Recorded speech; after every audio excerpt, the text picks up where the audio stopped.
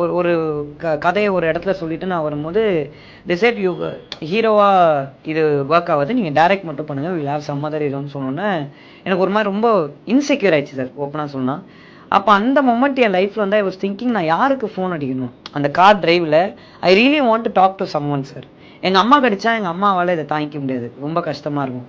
என் friends கடிச்சா அவனுங்க வந்து என்னடா இவன் இப்படி டவுன் ஆகிட்டான்னா மச்சான் இதுக்கெல்லாம் அப்படி சொல்கிறவானுங்க. நமக்கு யார் இருக்கா நம்ம லைஃப்பில் நம்மளை பார்த்துக்கலாம் பண்ணலான்னு சொல்ல யார் இருக்கான்னு நினைக்கும் போது that was the first time ever in my life நான் எங்கள் அப்பாவுக்கு வந்து ஒரு ஃப்ரெண்ட்லியாக நான் பேசணும்னு நினச்ச கால்ஸு.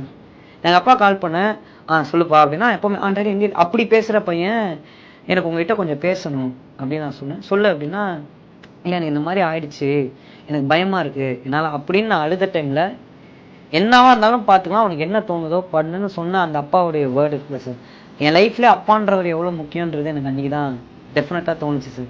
ஸோ ஐ தாட் எல்லா பசங்க லைஃப்லேயும் இப்போ திட்டிகிட்டு இருப்போம், but when we actually earn or when we actually face the world we will get to know how hard it was for our ஃபாதர்ஸ்ன்றது தோணுச்சு. So that's how I wanted to you know அப்பாங்களுக்கும் பையனுக்கும் இருக்கிற ரிலேஷன்ஷிப் வந்து ஒரு புரியாத relationship தான் sir, சாவுற வரைக்கும் எல்லா அப்பா பையனுக்கும்